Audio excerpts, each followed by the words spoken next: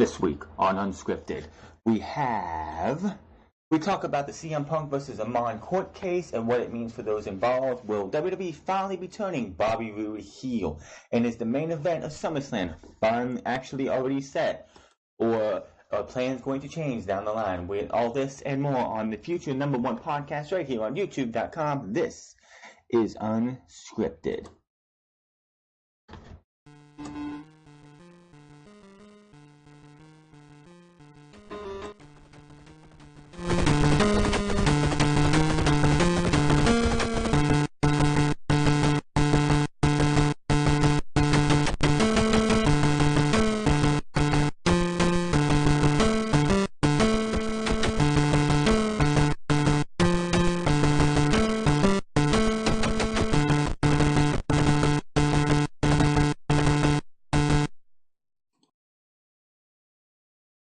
What is going on, everybody? It's the Fox. We're here for episode 23 of Unscripted for the weekend of June 9th and 10th, 2018. Of course, this is going to be an interesting episode. We do talk about the Brock Lesnar opponent for SummerSlam. Has it been confirmed by WWE, or is this just speculative talks?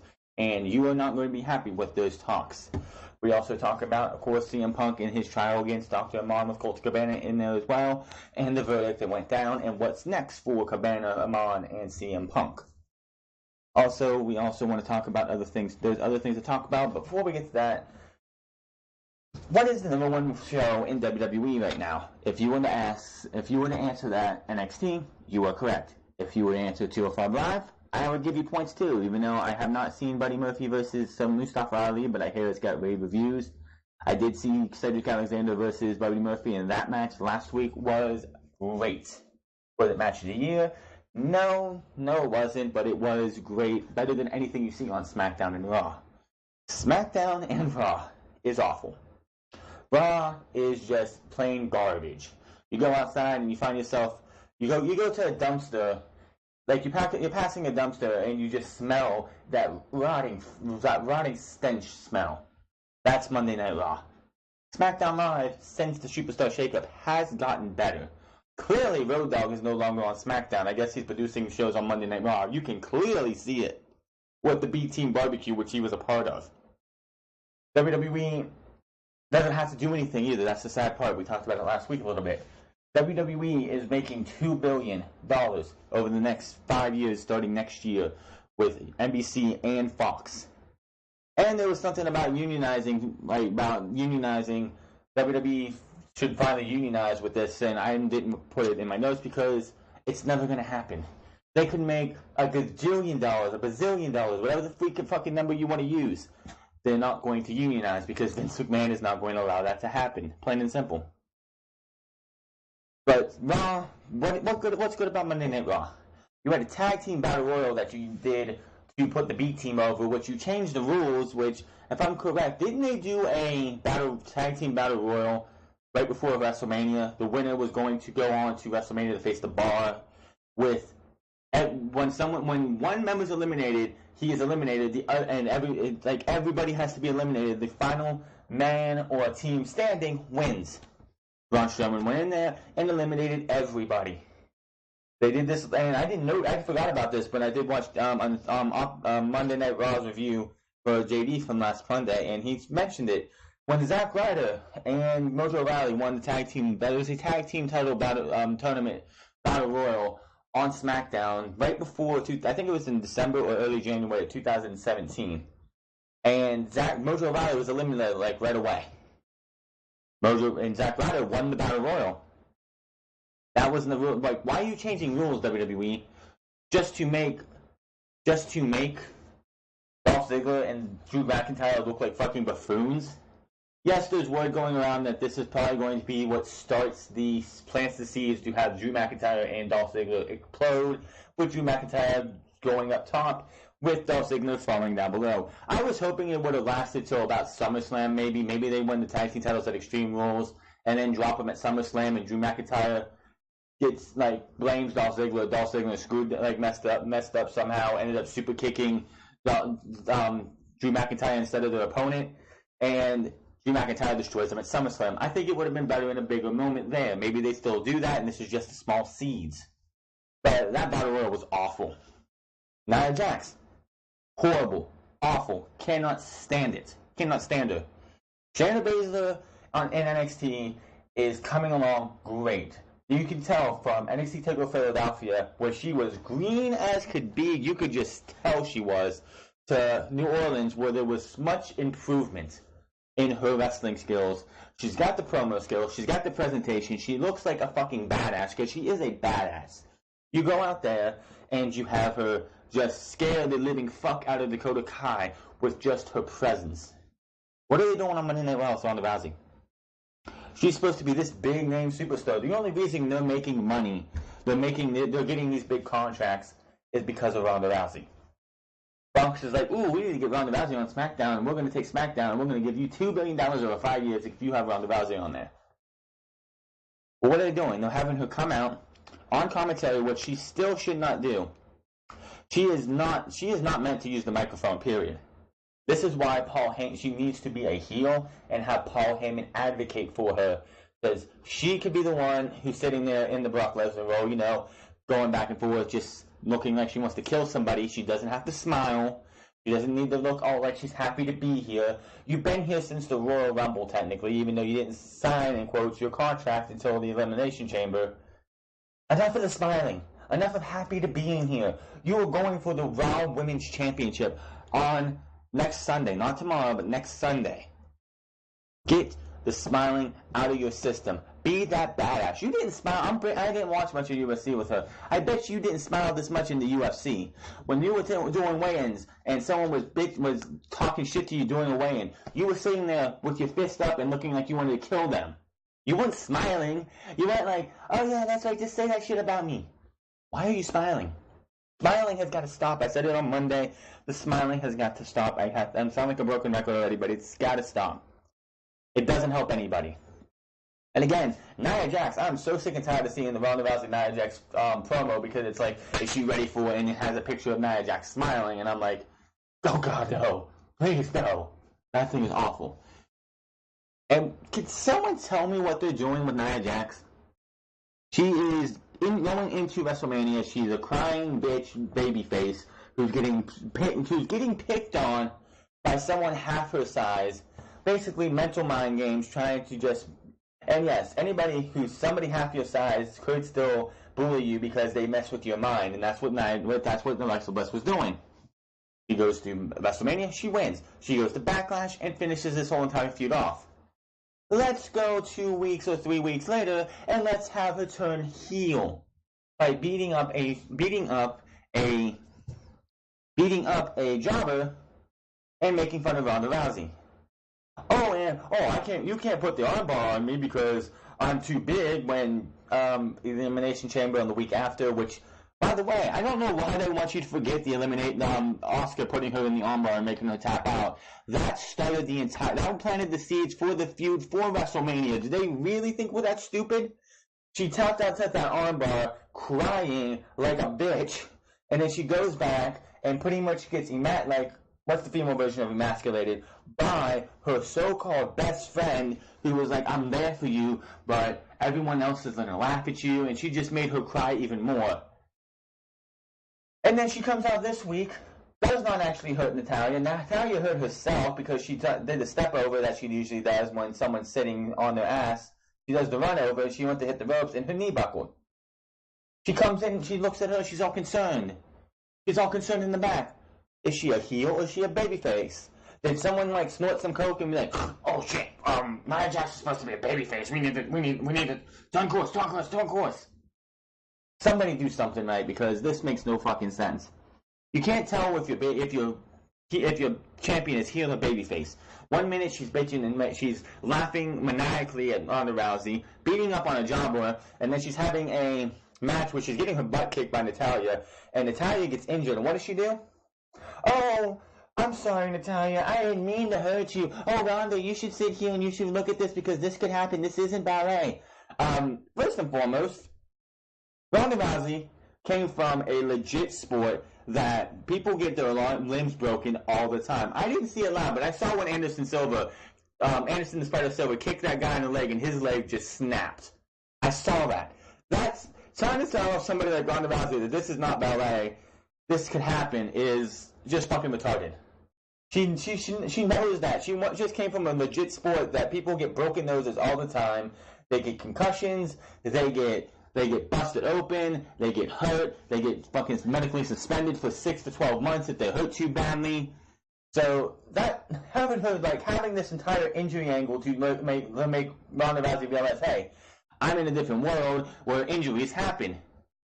Are you people this fucking stupid? Who in the back is smoking a joint or something thinking that this is going to scare Ronda Rousey, who again is a former UFC champion, even though she was given that belt because she was the Strikeforce champion, I'm pretty sure, and they just made the division for her. Doesn't matter. She still came from a actual legit sport that people actually get hurt, so it made no fucking sense why you were going to do that. It's just bad booking. Horrible bad booking. Bobby Roode and Braun Strowman. Bobby Roode versus Braun Strowman this week. We did have hints of a Bobby Roode. The part where he rolls under the ladder and taunts Braun Strowman, that was like Bobby Roode that we used to see. But we will talk about later Bobby Roode possibly turning heel, which I hope is going to happen. But they did give a little bit of a taste of what Bobby Roode can do as a heel in that match, even though it wasn't very much. But what else are you going to do? It was going to be what it was going to be. I was hoping they could have gave Bobby Roode a half of a match that Braun Strowman got out of Finn Balor, even though Bobby Roode's twice the size of Finn Balor, or like half the size of Finn Balor, like a little over half, he's bigger than Finn Balor. So, but no. They had him be a little bit of a chicken shit heel, which I don't want to see. I want Bobby Roode to come out, suit, tie. He does not come out wearing his robe when he's not wrestling. Suit, tie, wristwatch, and the cocky prick that he was in NXT. Obviously, Vince McMahon doesn't watch NXT because when he's like, bring Bobby Roode up. Oh, they're cheering, they're singing a song. That guy's a babyface. No. I will say this, I did watch Impact Wrestling at TNA back when Bobby Roode was part of the Fortune and when they turned on Immortal. That was Bobby Roode as a serious babyface. Bobby Roode can be a babyface. I've seen it done correctly. But Bobby Roode in WWE right now as a babyface is not the right way to do it. A smiling, happy, just happy-go-lucky babyface does not work for Bobby Roode. It's got to be serious, in your face, I'm here to be the best, and you don't like it, too bad. That's the babyface Bobby Roode that Bobby Roode needs to be. Pretty much babyface Bobby Roode that's correct is like Bobby Roode heel, but he's not cocky and he's not a prick. Same thing. He's serious. He wants to come in and win championships, but he wants to do it the right way, not the cheap way. It could be done correctly, but he's just falling on his face right now. And we'll talk about that later. Nothing else really happened on Raw on Monday. Then on Tuesday, we had, by far, the best contract signing I think we've had in a long time. And I think the first time we've had a contract signing backstage and in a boardroom setting since the days of WrestleMania 3 when you had Bobby Heenan and Andre the Giant on one side and Hulk Hogan, and I don't think there was anyone else on the other side, signing their match with Jack Tunney at the front, signing for their match at WrestleMania. That was the last. I wasn't alive then. I wasn't even thought of back then. I was like 80-something. I was like 89, 86, or 87, one of those years. I was not even a twinkle in my mama or daddy's eyes. Just saying. But I've seen it. I've seen that clip from that press conference all the time. I'm like, is that the last time there's been one backstage? I'm not sure. But if it is, it's old school. It feels nice to actually change. We didn't have this out in the middle of the ring where it would have been all hectic, and of course Shinsuke Nakamura or AJ Styles would have went through the table. This was great. AJ Styles says his piece. He signs on the dotted line. Shinsuke Nakamura grabs his pen because they had two pens in the little folder, the binder thing or whatever the fuck they put this contract tablet in. They had two. Usually they just have the one sign, put it back, and send it over. They had two. AJ signed his. Shinsuke picks up the pen and says, "This is out of ink." Paige goes to grab him, and he just tosses it away. Can I please use your pen? He says. I can't do it in his voice, so. But, yeah. He grabs it.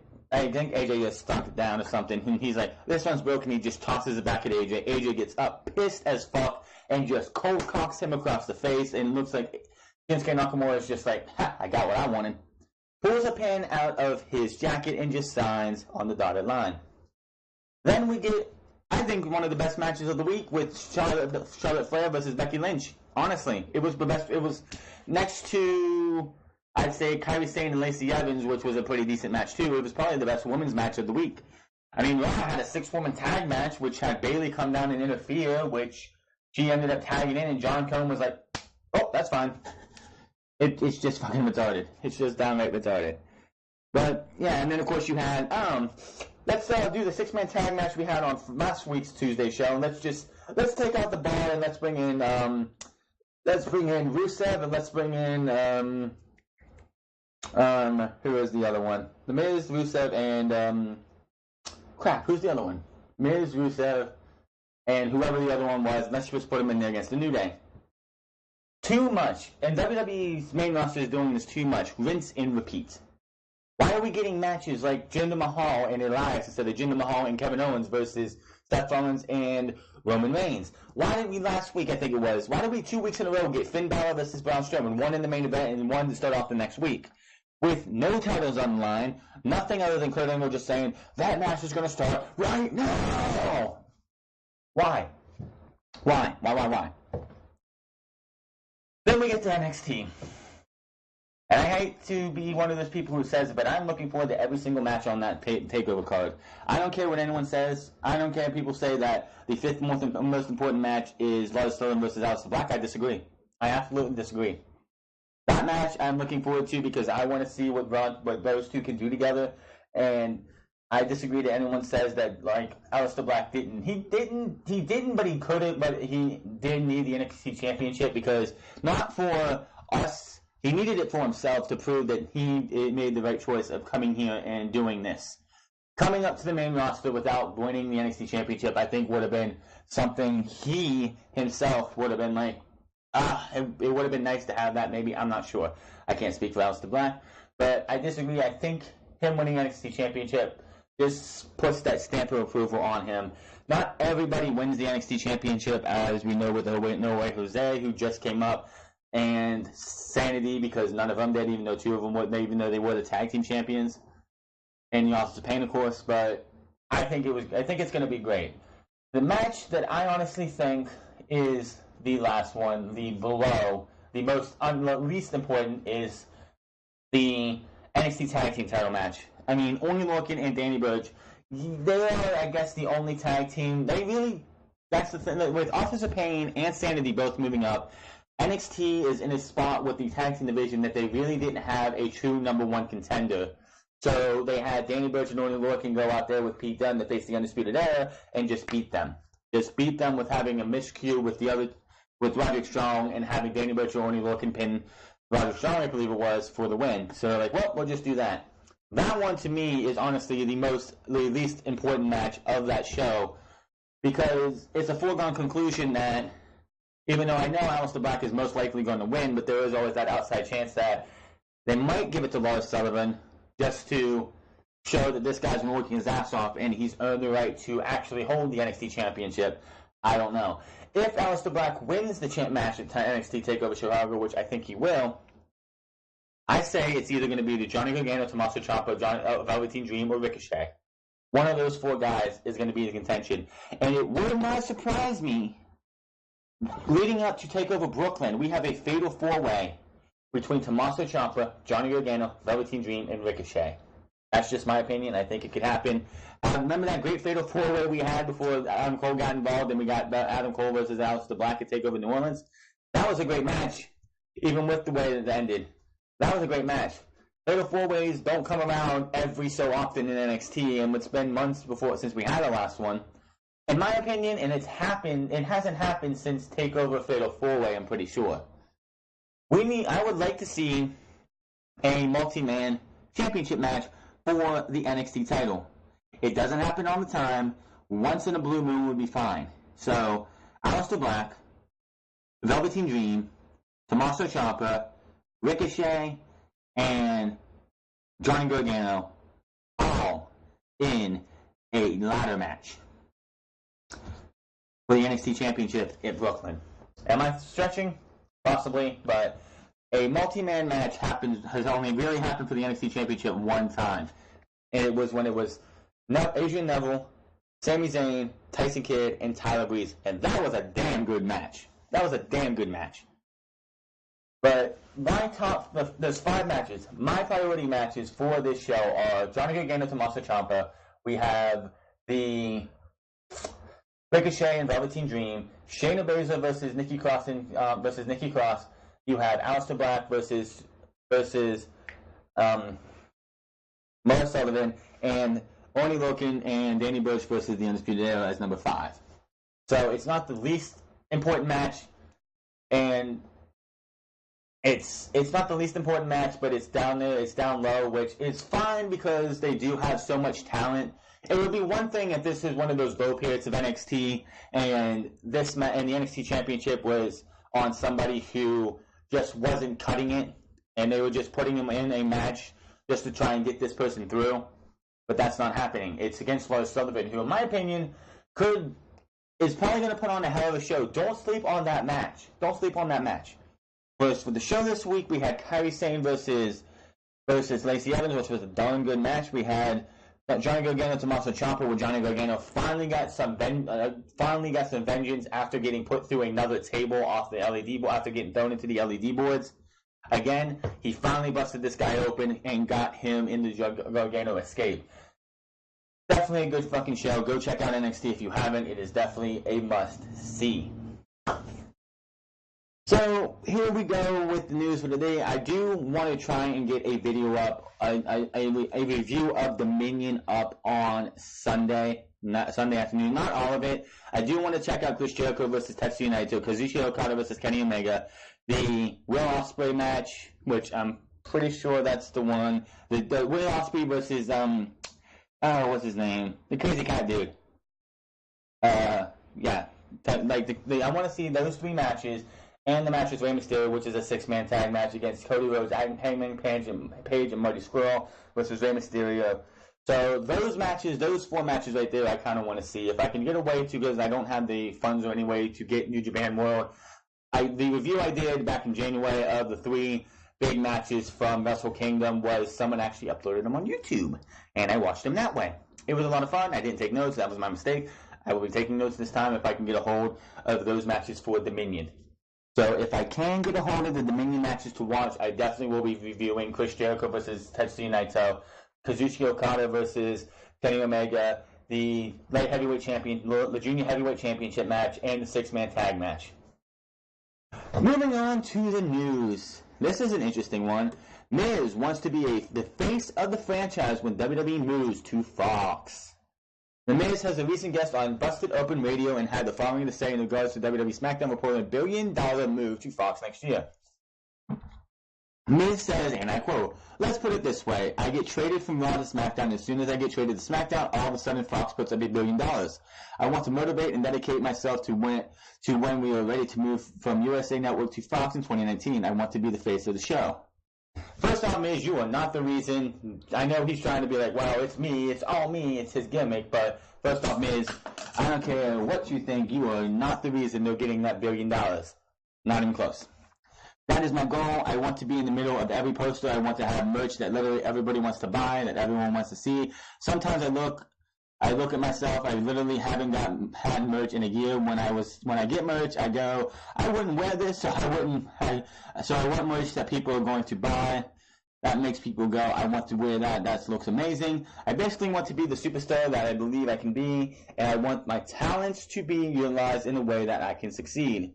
I really am going to motivate myself and dedicate myself to be the face of the franchise when the Fox merger happens. Moving to Fox, a network show, this would be bigger. It will be no longer the B show like everyone always says it is. It will be the A show, and more people will watch it. I will be interested to see what will happen from a creative standpoint, from a marketing standpoint, and from a WWE superstar standpoint. Yes. And there is a big thing going out there. Excuse me. excuse me.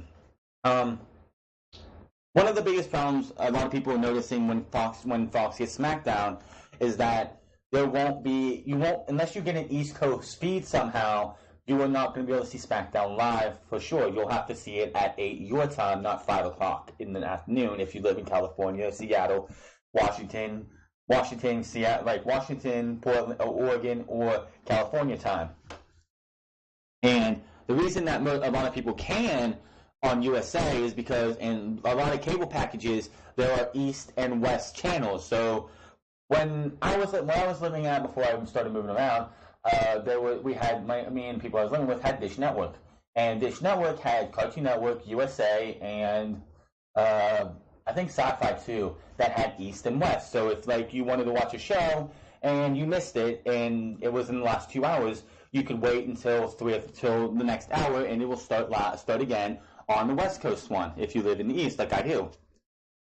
USA has that. Fox does not. Fox is just broadcast television. What's great about Fox is you don't even have to pay for cable. If you have one of those nice little antennas, if you go and pay $20 and you have like a metal antenna up on your roof or something, you just plug this thing in, you screw this into your TV, an antenna thing that you can buy from the store. You can see Fox, ABC, NBC. I think maybe you should get at least Fox and NBC. That's what it used to be. It could be more now, but you get those channels, and you don't have to pay a dime. A lot more people will get Fox that don't even pay for cable. Well, get USA, you have to have a cable package.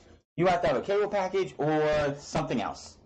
But this will be big for SmackDown, and WWE is going to have to do a lot more than they do now. You think SmackDown Live is going to be able to trudge in the ratings like they do on USA? Hell no.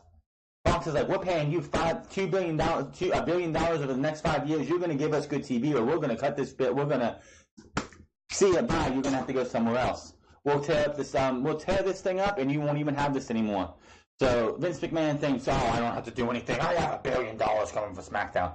Yeah, if those ratings start to dip and dip and dip and dip, Fox will be knocking on your door and like, Vince, what are you doing? Yeah, it's either this needs to improve or we're going to cancel SmackDown on those shows, so get to work.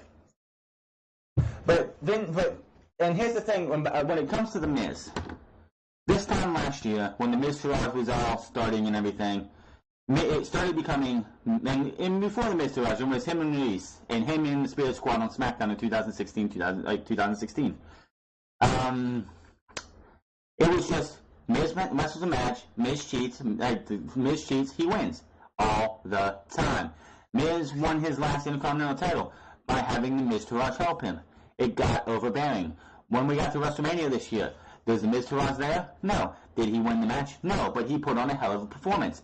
Greatest Royal Rumble. Where's the Miz Taraj? They're gone because he was on SmackDown. Great hell of a performance against all 4 other guys. Did he win? No. Backlash. He had the best match of the night. Kind of hard to not have the best match of the night when everything else fucking sucked. I mean, that match could have sucked too, but it was a damn good match. Miz just staying true to his character. He can be the cocky heel that he has been without having to be a cheat to win all the time. Yes, he did for the first few weeks on SmackDown, not cheat to win. He had help from the bar 2 weeks ago, but that's okay. Every once in a while, a heel cheating to win is fine. Not every week. Have The Miz, if Miz wants to be the franchise of the company, of SmackDown, he's going to have to see what he did between WrestleMania and Backlash. All those matches, WrestleMania, Backlash, Greatest Royal Rumble, and everything like that.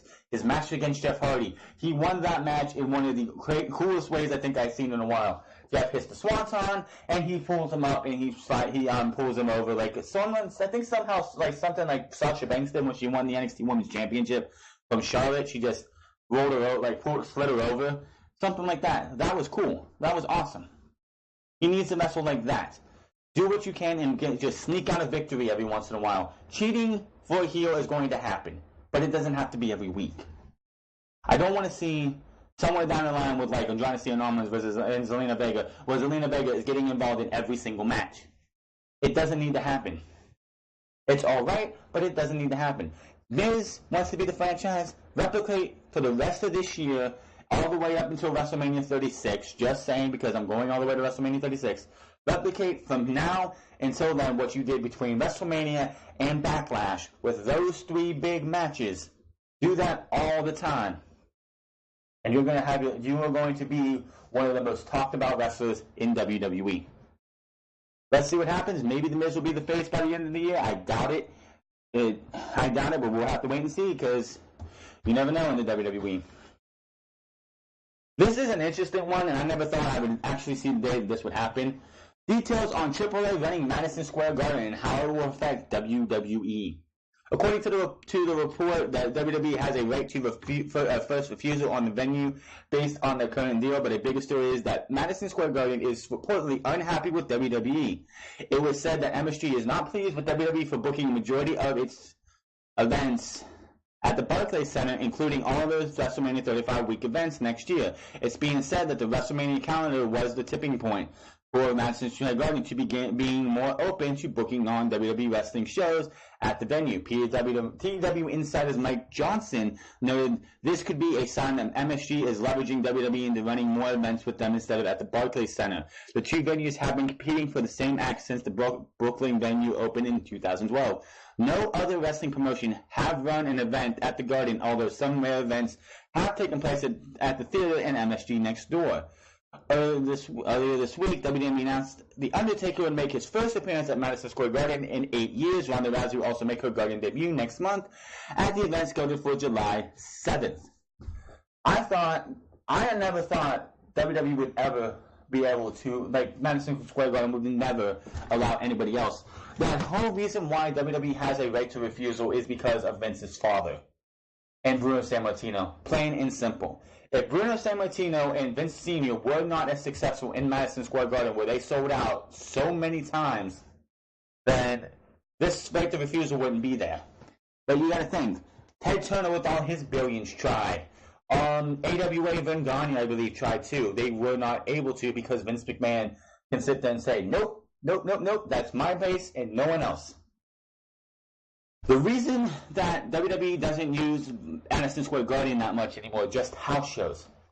The cost of Madison Square Garden is astronomical compared to Barclays Center. It's just not feasible to go to Madison Square Garden anymore. Yes, they do house shows. They're going to do one next month on July 7th, where Ronda Rousey is going to make her debut, and then they're going to have one in, I believe, August maybe, or is it going to be in July 7th, whenever. But yeah, the free rights fees. So this is interesting. If anyone did see Pro Wrestling Unlimited put a video out talking about Cody Rhodes teasing that All In 2, even though All In hasn't happened yet, even though it's going to be hugely successful, All In 2 might be in Madison Square Garden with the Young Bucks, of course, teasing it too. I was like, I didn't see this entire thing yet, but apparently that could happen now. Maybe WWE. That would be interesting if All In 2, which I doubt that's going to happen anytime soon. It'll probably be next year. But All In 2, if there was an All In 2, I know a couple New York podcasters, or a New York podcaster who would be happy as hell to make it to All In 2 if there was. But it's going to be interesting to see, and this could come down to a lawsuit or something. I'm not sure. I don't know the contractual details for the agreement between WWE, Vince McMahon, and Madison Square Garden. But this will be interesting to see. AAA is trying to get in there, and unless WWE thinks of something else, we could see AAA, maybe even Impact Wrestling someday, which I highly fucking doubt. Maybe All In 2. We'll have to wait and see. It's a wait and see game. It's a wait and see game. Verdict reached in Punk and Cabana being Dr. Amman. CM Punk and Colt Cabana will not have to pay any damages after a judge ruled in their favor in Cook County Court on, what was it, Tuesday? Yeah. WrestleZone's Nick Hosson and Ross Berman, which WrestleZone was all over this entire court case completely. So if you want to see everything, go to WrestleZone.com and go check them out because they have a lot on this thing. Nick Hosson and Ross Berman are in the courtroom on Tuesday and shared Punk Cabanas have been cleared of all counts, defamation, false light, defamation, distribution against them in the lawsuit brought against them by WWE Dr. Chris Amman. Amman had been seeking $3,989,000 in damages for each stream of the podcast, so $1 for each stream. in addition to punitive damages for Punk and Cabana's comments on November 2014 episode of Art of Wrestling. Ross Berman will have more detail noted on the site for this past Tuesday's court proceedings shortly. Nick Crossman, the jury finds in favor of CM Punk, Philip Jack Brooks, I did not know his middle name was Jack, and Colt Cabana, Scott Colton. On all counts filed by Dr. Chris Amman, neither will have to pay into anything. Nick Hossman, again, Cabana looks very relieved. Punk and AJ are currently in a tight embrace and crying. Amman is staring off blankly. Ross W. Bowman the fourth. All counts, defamation, false light information are found in favor of defense, Punk and Cabana. So basically what this means is, just because somebody says something about you, pretty much Chris Amman pretty much shot himself in the foot, because during this trial, he admitted on the stand that even though these two said all of this stuff about him, that he had not lost his job, he has not lost anything, he is perfectly fine, he's been working for WWE for the last 4 years, nothing has changed for him. So his defamation of character lawsuit was going right out the window right there. The jury or whoever would have came back and like, what are you suing for? You have your job with WWE. The boys in the fucking locker room don't see you any differently. What's this mean for everybody? Amon's just going to go back. He's not going to get any extra money. Colt Cabana, weight off his shoulders. And CM Punk, weight off his shoulders. He does have a fight tonight against Mike Jackson, I think is his name. Mike Jackson. I'm not going to watch it. I'll probably hear something about it. If anything, whatever.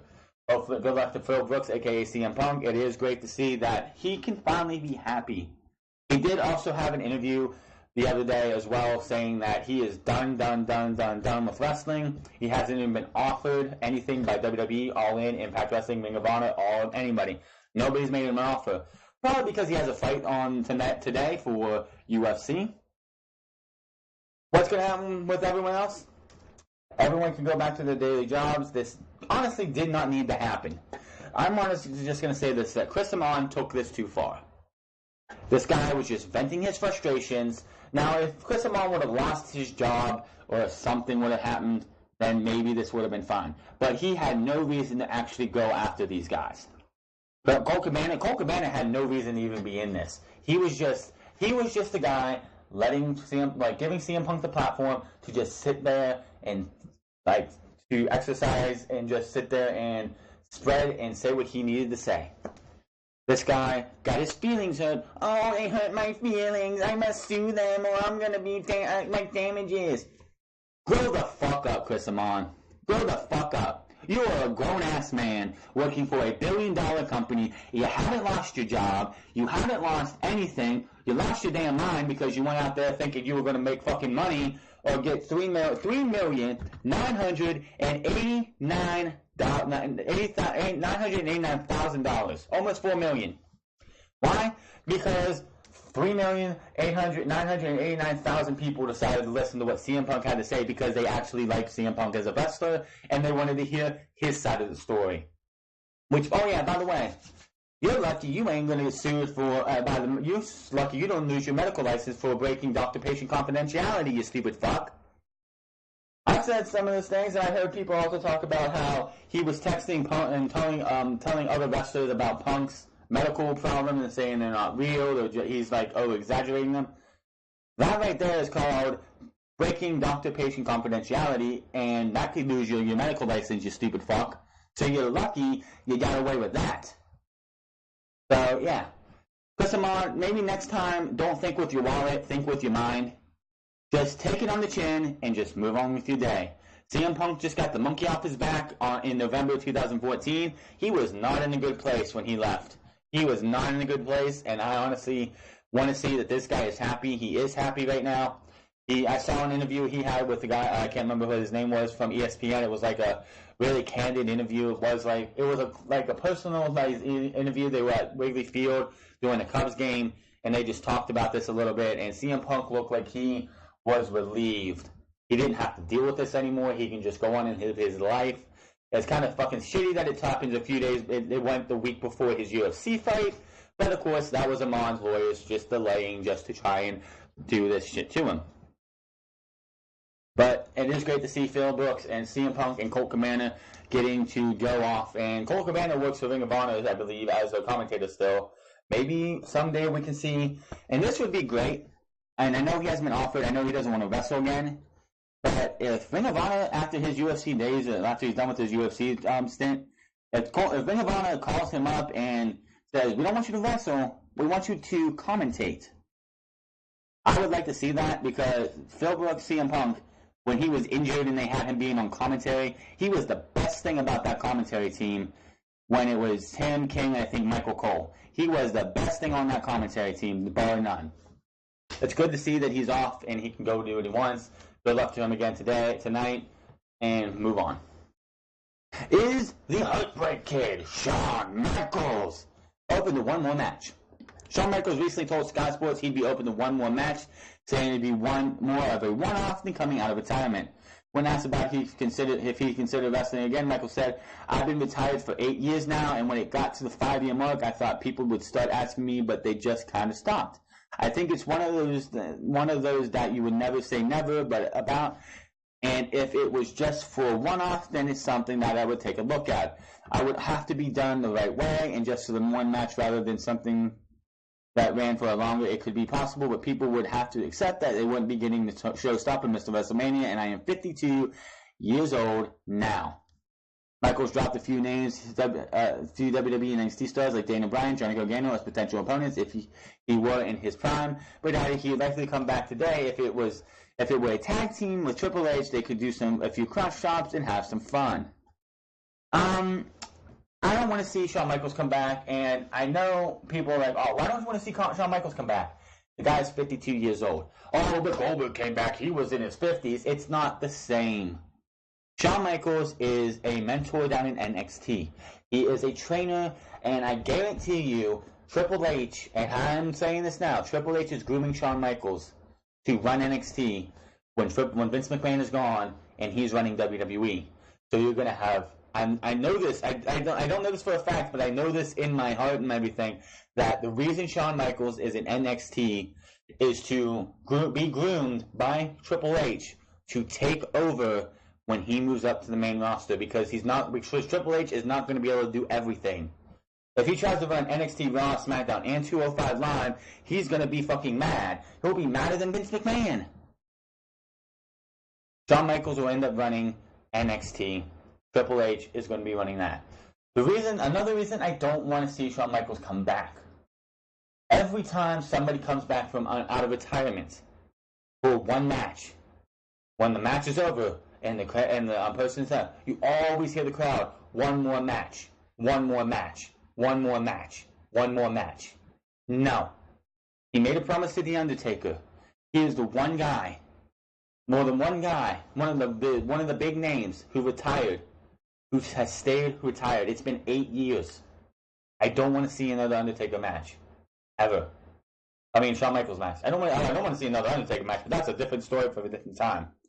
But I don't want Shawn Michaels, and this coming out, Shawn Michaels is going to probably come out for whatever he does next, and you're going to hear one more match. And I don't want to hear that. I don't. There's no reason to hear Shawn Michaels.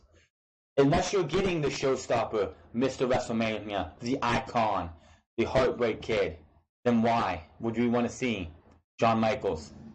Why would you want to see Michael Hickenbottom come out of retirement if he's not the showstopper, the rest of WrestleMania, the headliner, the whatever next names he has? Why would you want anything less than HBK? It wouldn't work. I'm sorry. He needs to stay retired. Yes, Gargano, Daniel Bryan would be great when he was younger. I mean, 5 years ago would have been okay, but it's like he's had his time. He's doing great things in NXT. If he wants to do a special guest referee thing like they did with him and Adam Cole versus when Adam Cole faced Drew McIntyre a couple nights before NXT TakeOver War Games, fine. That's fine. But don't come back for a match. You said you were going to stay retired, and me and others are holding you to it. It's time for other guys like The Undertaker to retire.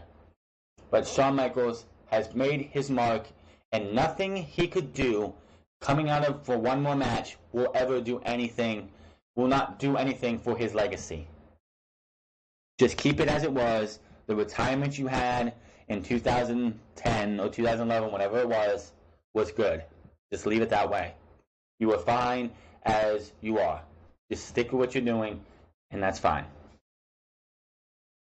When will the WWE's UK tournament air on the WWE network? This was something I was wondering too, because the UK tournament, the King of the Ring whole thing is going to be happening on a Monday and Tuesday, the night, 2 nights after, the night and the night after, like the night after Money in the Bank and the night after that. So I'm like, how are they going to do that?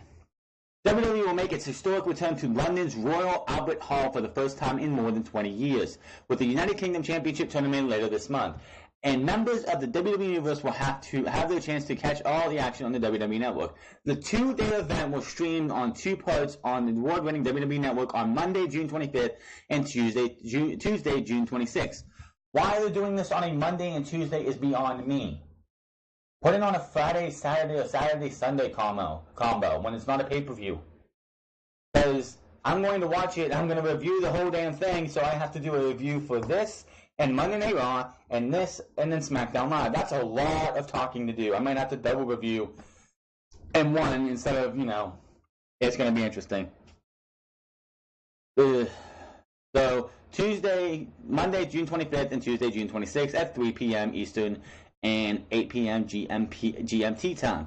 A limited number of tickets for the Royal Albert Hall events, which tape Monday, June 18th and Tuesday, June 19th. So pretty much, I think 2 weeks later, are still available at livenation.com.co.uk and bookingdirects.com.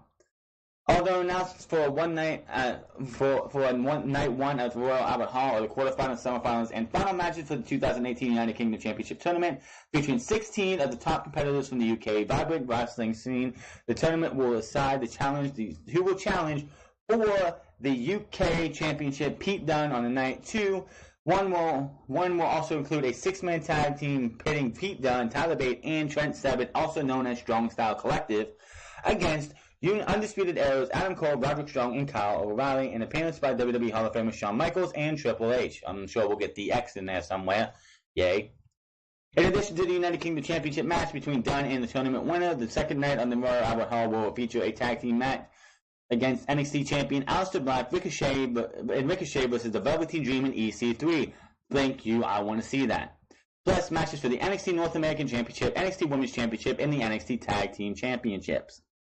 Don't miss out when these historic events stream on the award-winning WWE Network on the 25th and the 26th. Again, can it not be on Friday and Saturday, Thursday, Friday? Why does it have to be on Monday and Tuesday? It's gonna really be a bummer, because we're gonna sit there and watch great wrestling at 3 o'clock Eastern Standard Time, and then we're gonna watch 5 hours later, or whenever this ends, and we're gonna watch at 8 Monday Night Raw and go, damn, I just got watching some great-ass wrestling, and I'm going to watch this piece of shit? Yeah. Then we're going to watch Tuesday and be like, damn, this is good wrestling. We're going to watch SmackDown. I'm like, man, this shit sucks. So, I don't know who's trying to sabotage what, but these shows, hopefully, will blow everything away that we see on WWE TV Monday and Tuesday, the 25th and the 26th. Going out of the wrestling ring for a minute, we're going to go into the football arena. XFL has named their CEO and commissioner. The XFL has announced that it has found its new commissioner and CEO in Oliver Luck. If everyone doesn't know who Oliver Luck is, he is a former NFL player and the father of current Colts quarterback Andrew Luck.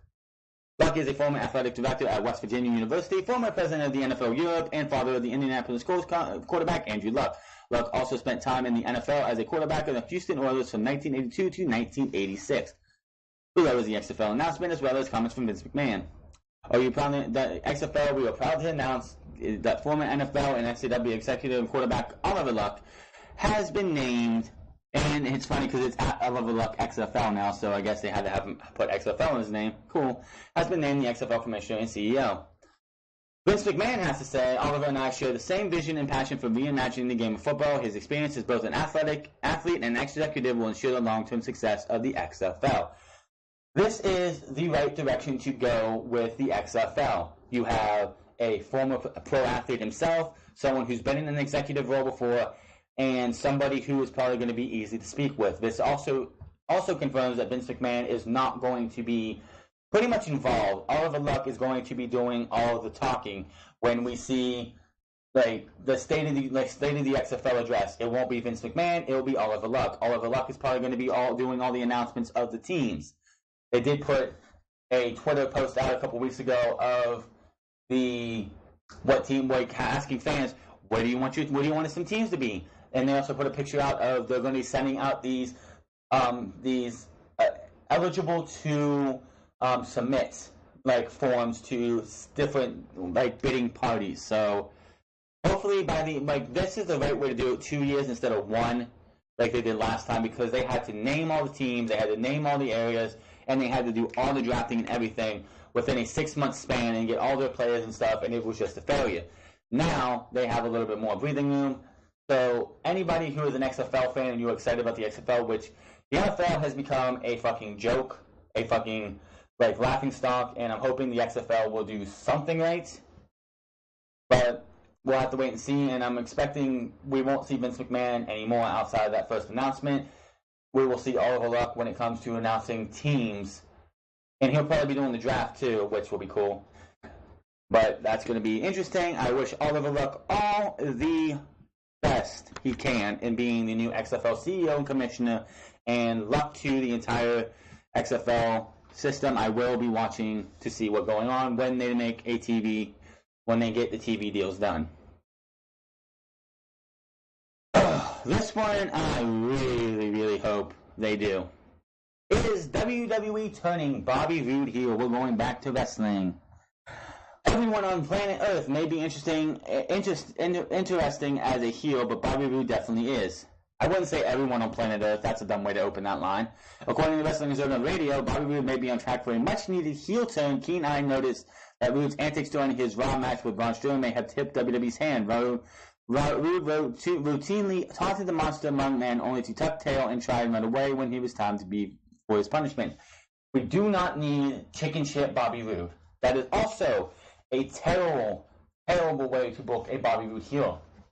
Bobby Roode, correct Bobby Roode heel and correct Bobby Roode face turn, like I said earlier on, are one and the same. The only difference is how we saw Bobby Roode in NXT as a heel. He can pull as a babyface too, except he's not going to sit there and do like "you're a failure" and do all those nice little promos he did with Roderick Strong, where he's like, "Hey, honey, that's your husband, that's your wife, man. Hey, honey, come over here. Let me show you what a real man's like. That guy's a failure." That's heel Bobby Roode. Babyface Bobby Roode, that's correct, is a Bobby Roode that is serious, to the point, and gives no fucks about silliness and wants to be champion. Like many others, Roode's graduation from NXT has led to a stagnant chapter on WWE's main roster. Even more, his promotion came with a big change of character. Roode became one of NXT's hardest acts as a heel. However, upon arriving at SmackDown, Roode was playing a good guy. Roode has maintained this character for nearly a year with fleeting success. While he did earn a turn with the U.S. Championship, WWE quickly revoked the privilege in favor of Randy Orton at Fastlane. Token title then. The superstar shakeup saw Raw jump to Raw, but his problems followed him on to Monday. Simply put, Roode is better as a heel. Hopefully, he'll get a chance to remain Monday all that in the near future. I'm hoping that is true. I'm hoping that is true. Bobby Roode is terrible as a babyface in this incarnation. Go watch the promo. This was his best promo. This was his coming out party. Go on YouTube. Type in Bobby Roode promo on Hulk Hogan in Impact Wrestling. It is the best promo I think he's cut as a babyface. This guy was tricked. He was to the point. He was not happy with the fact that Hulk Hogan was in here trying to tear this company apart, just like he did WCW back in the 90s. And the fact that that Hulk Hogan was power hungry, and he let guys go that Roode was friends with, and that this needed to stop. It was the best babyface promo I think he has ever cut. If you really want to see what Bobby Roode as a babyface should be, go find that promo. I think you can find I think it's at the end of the scene, if you can find Fortune turning on Immortal to help Ken Anderson win the retain the TNA World Heavyweight Championship. That is the promo that I was like, damn, that guy can be a great babyface. It's pretty much the same body work, just he is a heel. It's the same thing, just he's a cocky prick. But WWE wants him to be a smiling, oh yeah, go yeah, let's smile, let's do all that shit. No, he needs to be a heel. Now, if you want him to be a babyface, he has to do it right, and they're not doing it right, plain and simple. Talked about oh, here we go. Yeah, this CM Punk makes it clear he is done with pro wrestling. This I talked about earlier. Yesterday I said a bunch of stuff about wrestling, about how I'd never gotten a true offer, but that doesn't mean I want to wrestle. I'm done with professional wrestling, Punk said. A lot of people like to be mad at me about that and make fun of me because I lost my first fight. And it's like, that's fine, you're entitled to your opinion, but you do not own me, and I am entitled to do what I want to do. And that's what I am doing. Wrestling is in a rear-view mirror. I've been trying for 5 years to put wrestling in the rear-view mirror, and some people just won't let it go. They want to live by my life for me. I kind of don't understand that. It doesn't matter what I say. I said no, and no many times. But people just always kind of are like, oh, so there's a chance. I love Terry Funk, he says. He retired for the first time when I was 2 years old. People always come and go, and they come back, and they leave, and they come back. This is where I live. Now, this is my headspace. Punk was referencing to the comments he made during an interview with MMAfighting.com earlier this week after saying he would not be appearing at the big All-In event in September. Punk also noted that he wasn't asked directly to be a part of that show or any other wrestling event. Punk also stated that he doesn't think that he would accept a serious offer to return to a pro wrestling runs, but he wasn't closing the door on a return. I don't think so. It's a hard question to answer. A lot has happened this week. Punk said, it could definitely tell you if you asked me that a question a week ago when I still felt like I had a foot in the grave. The answer would have been no. I don't want anything to do with it. I feel like I am out and the future is yet to be written. It's a wide open book. It's my story to tell. I am just being real. I am not going to sit here and be like, no, something might come up. Some fun like, some fun might be had. Right now, my heart and my mind and my focus is 100% on Saturday, which is today, and fighting. So, does that mean fighting beyond Saturday to me? That means yes. So, do I want to see CM Punk come back and wrestle? Maybe. Depends on the offer. Depends on where it's going to be at. I don't think he needs to come back to WWE. But like I said earlier, after his MMA stint's done, because we know he's not going to be fighting forever, maybe King of Honor, maybe Colt Cabana calls him up and is like, hey Punk, hey Phil, man, you want to come to Ring of Honor, and we don't want you to wrestle. We want you to either be A, an authority figure, which I'm sure he would do well at, or B, join me on color commentary. Me and you would have a hell of a time being commentators. Well, I guarantee you, if Phil Brooks, CM Punk, came back and was to join Colt Cabana on commentary for Ring of Honor, I guarantee you it would be Sinclair would have ratings go through the fucking roof. Of course, the fans would probably be distracted by CM Punk being on there for the first few weeks, but we'll have to wait and see. Is he done with wrestling for now? I heard Dave Meltzer's thoughts on this, and he said if he needs the money, which he doesn't right now, if he was short on money and WWE came calling, you damn straight he'd probably go back because that's a good pay. But for now, he's just going to do what he wants to do and let Phil Brooks do what he wants. If he doesn't want to be anything more than just an MMA fighter, fine. The CM Punk chants are not going to have him come back. I know we're going to be in Chicago next Sunday, not this Sunday, not tomorrow, but next Sunday. I guarantee you we're going to hear CM Punk chants all night long, especially during Roman Reigns versus Jinder fucking Mahal.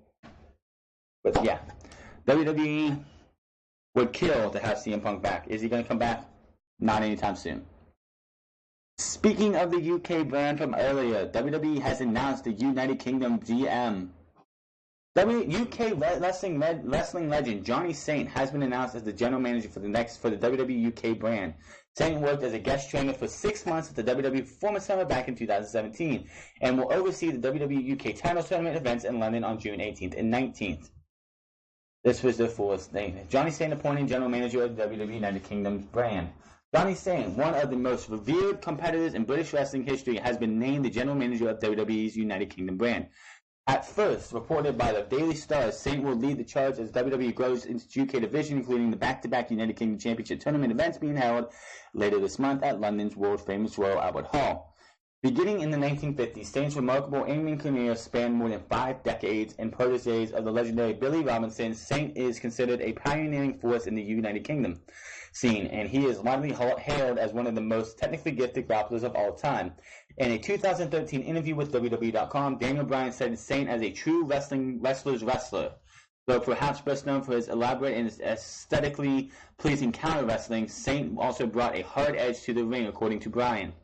Johnny Saint is somebody who does fancy reversals, but what made him a wrestler's wrestler is when he gets gritty with his wrestling, Bryan said. He entertained people through wrestling. He knew a million different holds. He got out there and always had fantastic matches. I wrestled him when he was 60-something years old, and was still absolutely phenomenal in the ring. He was so good at what he did technique-wise.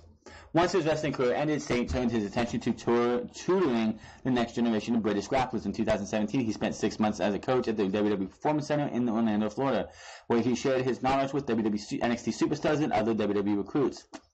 As he gets set to help embark on a new frontier, including the WWE United Kingdom Championship Tournament event, which will stream on the WWE Network on June 25th and 26th, Saint is excited about the future of WWE's UK brand and the platform it offers to wrestlers in the region. For the guys who are in the wrestling scene here in the United Kingdom, the worldwide exposure is a wonderful thing, Saint said. It's something that we never really had before, so the new product is going to be a tremendous for them. Oh, that was a mouthful. I have no idea who Johnny Saint is, but if that's coming from Daniel Bryan's mouth, I'm going to believe the man, because the man is one of those guys that is not going to sit there and tell a fib. So, UK brand, Johnny Saint, anybody of UK guys out there, there you go. You got yourselves a Brit as your general manager. WWE is interested in signing Eli Drake. Please now. Eli Drake is not booked for the July 22nd Impact Slammiversary pay-per-view in Toronto because he still has not committed to staying with the company, according to the Wrestling Observer newsletter. Drake's deal reportedly expired this past weekend, but he did work the Impact Wrestling TV tapings to lose a match. Two sides continue to talk, but there is no word on the new contract being signed. Regarding a possible return to WWE, the Observer confirms that there is interest, as there have been talks of signing Drake within WWE within recent months. Following a stint on The Rock's TNT reality series The Hero in 2013, Drake signed a WWE development deal in mid-2013, but was released in August 1st, 2014. He joined Impact in the spring of 2014. Drake spoke with the Mirror back in April and recalled an October 2013 dark match, plus his run in WWE NXT, saying WWE NXT was great and terrible at the same time. I know, that was when I was already with WWE. Actually, my dark match in 2008 was me and Gene Snitsky against Crime Time in WWE's ECW. The Yoshitachi thing was just kind of thrown on me last minute, and that was a hell of an experience, Drake said. At the time, I think they were just messing with us half the time. Bill DeMott, former head coach of WWE's Performance Center, piece of shit, by the way, came back and grabbed me 5 minutes before the match was supposed to happen and said, are you ready? And I was like, yeah. And he said, all right, it's you and Yoshi. Hurry up, okay? I put my stuff on and went out there and had a match. And believe me, it was a stinker. It was terrible. The whole run in NXT, it was great and terrible at the same time. I enjoyed it. I made a lot of friends from it. I actually like being on some of the workout programs they had on us doing that. You're able to stay crisp by staying in the ring 4 or 5 days a week. But at the same time, it was a lot of BS, especially with Bill DeMott there. But from what I gather now, with him out of the picture, it sounds like things have changed from the better there. Hopefully the guys are enjoying it more. Yes, Matt Bloom is head and shoulders better than Bill DeMott when it comes to head athletic trainer in WWE, or head coach of the Performance Center. Drake also commented on if he sees himself staying with Impact or going to WWE or else. It really depends. I'm looking at all my options. I'm very grateful for the opportunities Impact have given me and putting me on the stage they have put me on.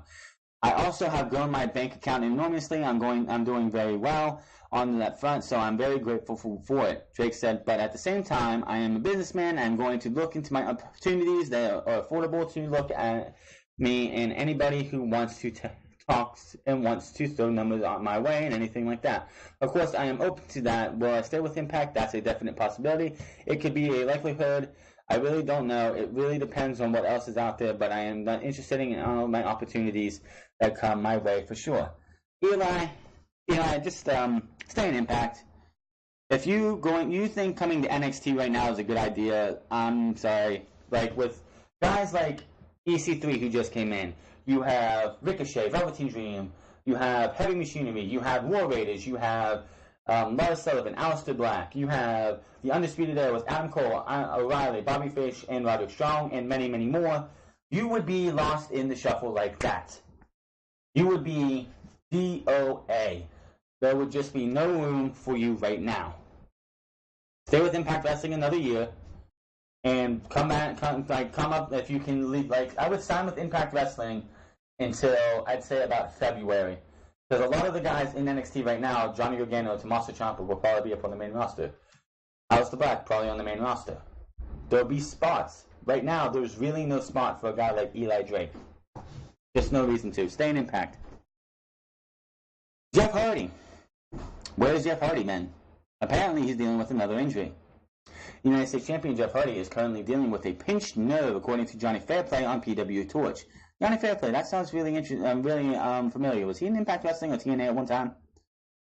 Podcast. The pinched nerve was causing numbness in Jeff's fingers. Hardy made just a few TV appearances in May and has not been used on SmackDown in 2 weeks. Hardy retained his title on Randy Orton at this May 6th WWE Backlash pay-per-view, and then lost the title match to The Miz on May 8th edition of episode of SmackDown. His last TV appearance came on the May 22nd edition of Impact in a non-title loss to Daniel Bryan, to see who would face Samoa Joe the next week. United States Championship is current. We already had that. Why was that done twice? That's weird. Current plans for SummerSlam. We're going to end with this right here, and this is going to make a lot of people angry, me included. And this is all I got to say about this, and I'll say it in a minute. Enough is enough, and it's time for a change, and WWE needs to do that. What am I talking about? The current plans for the August WWE SummerSlam pay-per-view is for Brock Lesnar to defend his title against who else? Roman Reigns. According to the Wrestling Observer newsletter, this was the plan as a few days ago, and while it's not 100% confirmed, this is the working idea. It looks like Reigns may finally be getting his big moment with the WWE Universal title at SummerSlam. We noted earlier this week via Sports Illustrated that multiple sources within the WWE believe that Lesnar will be dropping the title to end his run at WWE run very soon by SummerSlam at the latest. This would be Reigns' third title shot during Lesnar's current run. No, this would be his fourth title shot. Lesnar retained over Braun Strowman, Samoa Joe, and Reigns in a fatal four-way at SummerSlam 2017 with Lesnar pinning Reigns, while Lesnar defeated Reigns in a singles match at WrestleMania 34 back in April, and then retained over Reigns in a steel cage match at the Greatest Royal Rumble in April. WWE has teased and planned for major coordination with Reigns as champion for a while now, and there's no secret that this has been Vince McMahon's goal. Reigns also lost two big title matches to Kevin Owens back when he was champion at Roadblock End of the Line, which that was a shitty, stupid-ass name. That's a different story for a different time. In December 2016, and then the new DQ match at the Royal Rumble with the help of Braun Strowman. SummerSlam takes place at the August 19th from the Barclays Center in Brooklyn. It is believed that Lesnar will be away until it is time to build to his SummerSlam match. The Beast will soon break CM Punk's record for the longest. No, he won't. Modern day title reign 434 days as he just broke the 430-day mark. Yeah, two different titles, you stupid fucks. Anyway, enough is enough. This is his fourth title shot in a year. In a year. When we get to SummerSlam, it will be 1 year and the fourth title shot that this guy gets. He took the pinfall in the title match at SummerSlam last year. He got beat badly. He got massacred at fucking SummerSlam. Not SummerSlam, but WrestleMania. He got beat clean and fair at the Greatest Royal Rumble. Any fucking moron who sits there and looks at the fucking final seconds of that match. Roman rolls off. I thought he was out first too. But if you look at his feet, where's Roman Reigns' feet? They land on the ring skirt. Then Brock Lesnar rolls off, and his feet touch. And Brock Lesnar was your winner. There is no controversy. There is nothing for them to sit there and be like, well, Roman Reigns is out first. Roman Reigns is the uncrowned Universal Champion. No, he's not. Seth Rollins should be the guy. Seth Rollins, for the last year and 2 months, has been putting on match classic after match classic after match classic. This guy has made The Miz look good, Kevin Owens look good. He even made Jinder Mahal look good. The last time Jinder Mahal looked good was when he wrestled AJ Styles in November for the WWE Championship when he lost the title. Gee, what is AJ Styles? Oh, only the best wrestler in the world today in WWE. Seth Rollins is right behind him. The two best wrestlers in WWE are Seth Rollins and AJ Styles. AJ Styles is WWE Champion. I honestly think he should keep it till WrestleMania 35. You want to break CM Punk's record with the same title? Have AJ Styles do it. Seth Rollins needs to drop the Intercontinental title to Elias. Have a number one contenders match. And don't just sit there and be like, oh, well, Roman Reigns deserves it because he got screwed at the Greatest Royal Rumble. No. He hasn't earned it. If he's going to run SummerSlam, he's got to earn that shit. Have him and Seth Rollins. I don't care how you do it. If you want to redo what you did for SummerSlam in 2016 for the Universal title the first time, have two Fatal 4-Ways. The winners of those matches go to the next week, and the winner of that goes to, the winners of those go to Extreme Rules. The winner of Extreme Rules between Seth Rollins and Roman Reigns goes to face Brock Lesnar at SummerSlam. There. That's what you need to do. If you want to do it better, have a 16-man tournament. 16-man single elimination tournament. On Raw, you have Seth Rollins, Jason Jordan if he's back, you have Chad Gable, and you have Kevin Owens, Sami Zayn, Bobby Lashley, Roman Reigns, Bobby Roode, Elias, because even the Intercontinental Champion, whichever one it is, could be in this. Braun Strowman, of course. That's 10 right there. Let me think. There's got to be 6 more.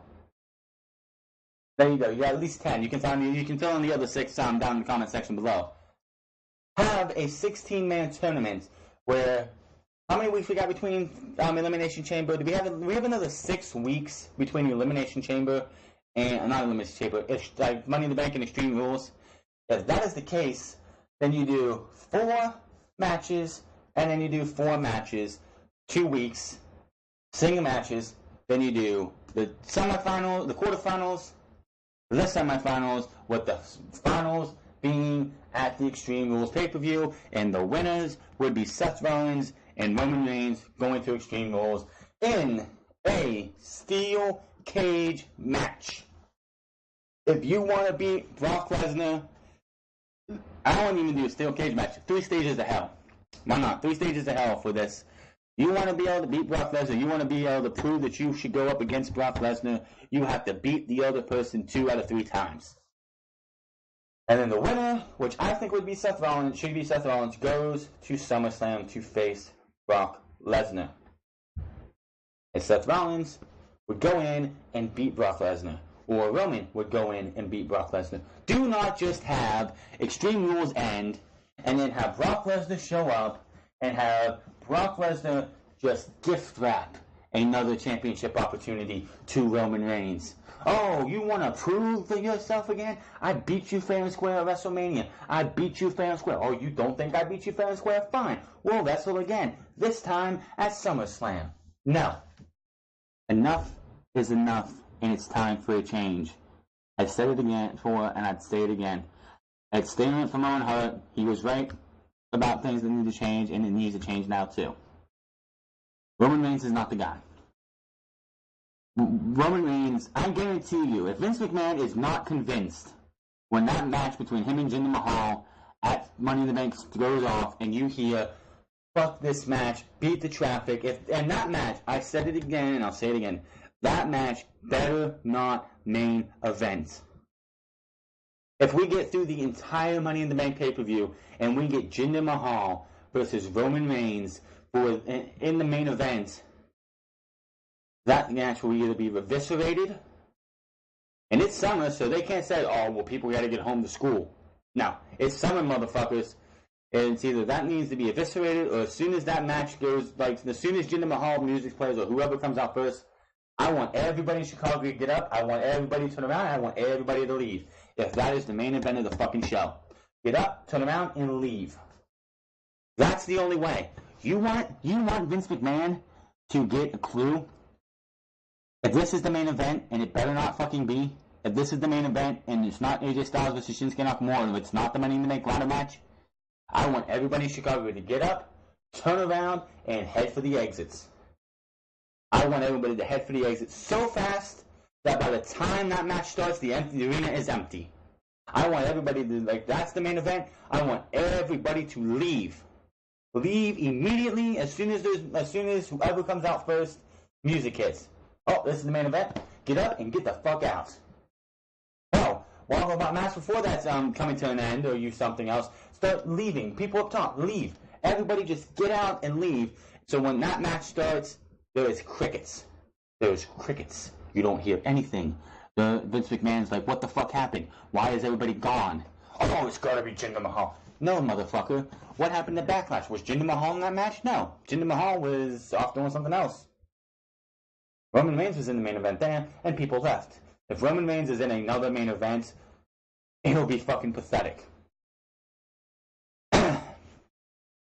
Seth Rollins needs to go and take the title from Brock Lesnar, not Roman Reigns.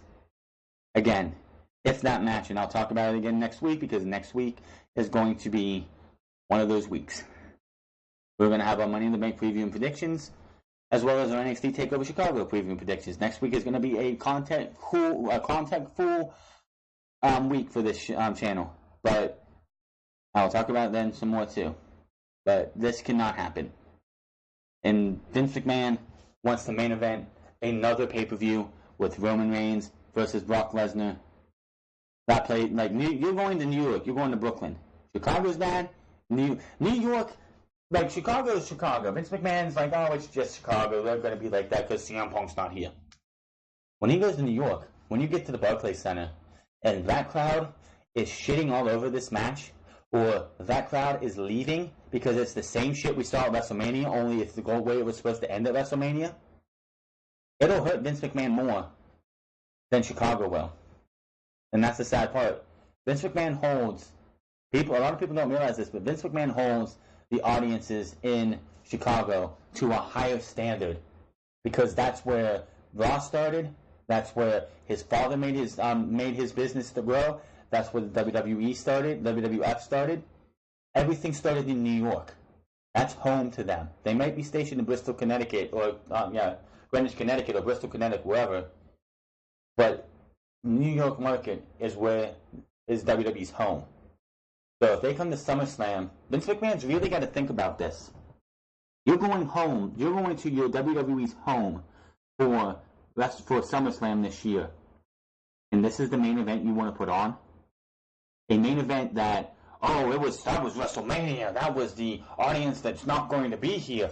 They're going to love Roman. They're going to kiss his ass. They're going to cheer him. No, Vince. No.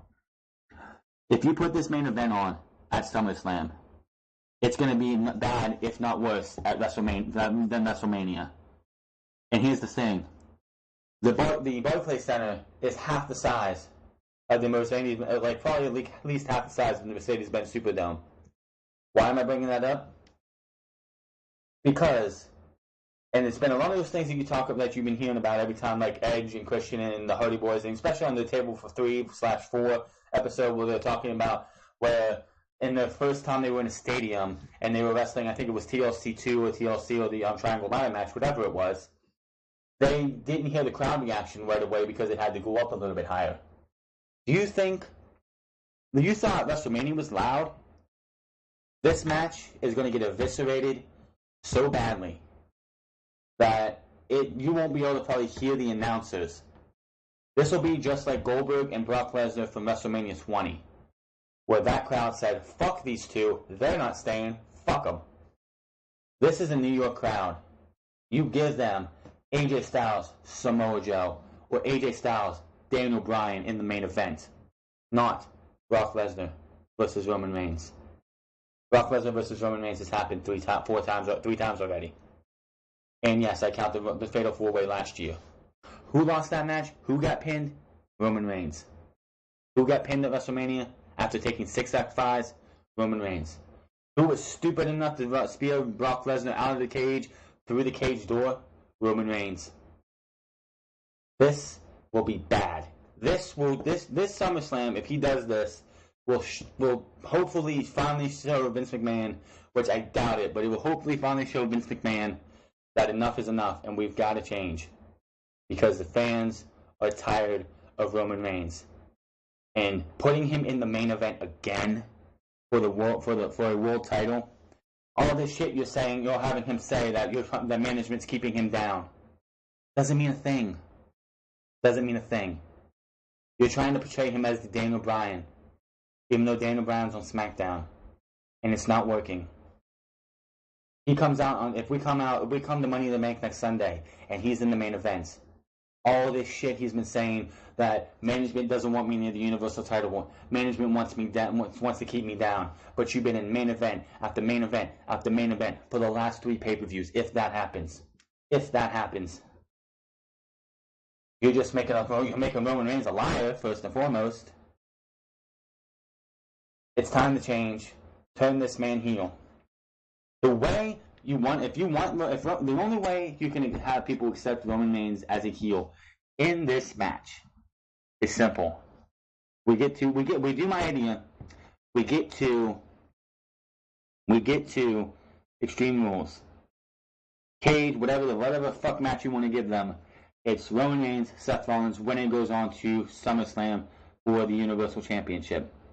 It needs to just be a one-on-one match. Enough of these 6-man, 5-man, 10-man, whatever fucking matches. Have Roman Reigns go for a spear on Seth Rollins. Seth moves, he spears the referee. Seth Rollins hits the stomp. Both men are down. AOP's music hits. They come down. Well, okay, don't have them hit. You have two big burly dudes come out in black sweaters, faces covered, or if you want to do the Shield way of doing it, both men are down after the stomp. Lights go down. We hear something. We hear some kind of commotion. Roman Reigns. Lights come back up. Roman is standing up. The AOP is standing out in the aisleway. Seth Rollins is down. Referee's getting up. Roman goes over, picks this guy up, hits him with a spear. 1, 2, 3. Fans are like, what the fuck just happened? Roman comes down, looks at the Authors of Pain, and does the shield fist. And they just do the same thing. And we have a new Roman Empire. Not the Shield in his own image, the Roman Empire. With Roman Reigns and his 2 heavies of Akam and Razor.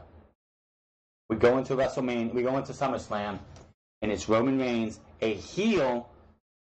He comes out the next night, suit, tie, expensive watch, nice expensive cell phone, Like, I did what I had to do.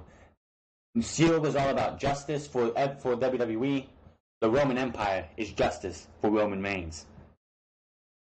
And Roman introduces the Authors of Pain. These guys are my Roman Empire, and we're going to wreak havoc all over the WWE. You guys turn your back on me, I'm turning my back on everybody else. I have my guys, and I'm going to be leaving SummerSlam as your Universal Champion. We get there. Lights, and the AOP has been banned from ringside. Lights come down. Lights get back up. Both men are down. Lights come out, go down. Lights come back up.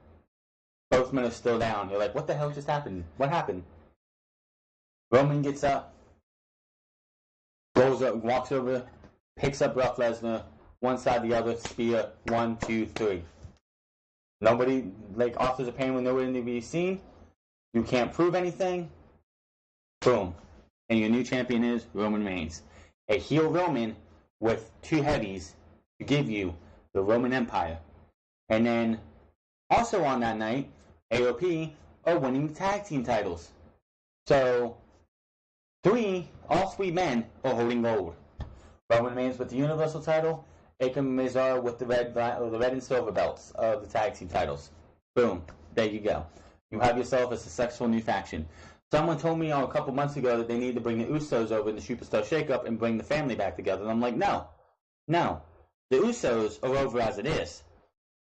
Roman Reigns, as a heel, needs to give that rub to two new guys. There would be no point in giving Roman Reigns and the Usos another run as the family, or whatever the fuck you wanted to call them. It's already been done. It happened with the club versus the family, if that's what they want to call it, back in 2016. It doesn't need to happen. It's time for Roman Reigns, who says, if you really want to play up this, I'm not getting any justice here. I'm getting screwed over time and time again. You cannot go into SummerSlam with Roman Reigns as a WWE babyface and sit there and win the title without some kind of fuck finish. It just will not make any sense. You're building this guy up, saying, I'm getting fucked over time and time again. I want the greatest Royal Rumble. I got fucked over. I should have won the Universal Championship, but I got screwed, even though he didn't. But if you're going to play that up, this is the perfect chance to turn this guy heel. Will people cheer him? Not right away. Not right away. Because when he wins that title, whether he is a heel or a babyface, he is going to get booed because nobody wants to see him as the champion. But you need to do this. Having him go into New York fucking city, Brooklyn, New York, wherever you want to say it. Roman Reigns as a babyface, and their image will be booed out of the fucking building. And it will just look like a failure. Having Roman Reigns team up with the Authors of Pain and have them run roughshod, pretty much just like they did back when it was Roman Reigns, Seth Rollins, and Dean Ambrose, only as two heavies. And they win the tag team titles, he wins the Universal title, and they keep those motherfuckers until they feel like, until WWE sees fit to take something off of the others. These guys should be winning everything. Also, get them a woman too if you have to. I'd say Nia Jax. If you want to use Nia Jax, right? I wouldn't say Nia Jax. I'll have to get back to you on that one. But Roman Reigns and the Roman Empire. You have two big heavies. You have the Universal Champion of Roman Reigns, and you gotta have a female there somewhere. It just makes it work. Maybe Alexa Bliss. I don't know. You let me know in the comment section below. But I'm getting out of here. Make sure to find me on Twitter at The France. Find me on Twitter.tv/TheFrance08. I will be covering E3, not in the best conventional way, but I'm going to try and do what I can. But I will be covering E3 this year, as I did last year. And make sure to hit that subscribe button, comment down below, hit that bell for all notifications. Let me know what you thought of all the stories we talked about this week on Unscripted, and what you think of my thoughts on Roman Reigns going into SummerSlam. It cannot be this way. They have to tweak it a little bit. Just tweak it a little bit. But that's going to be all. You guys have a good afternoon, evening, and night, wherever you're out in the world when you see this, and I will see you guys later.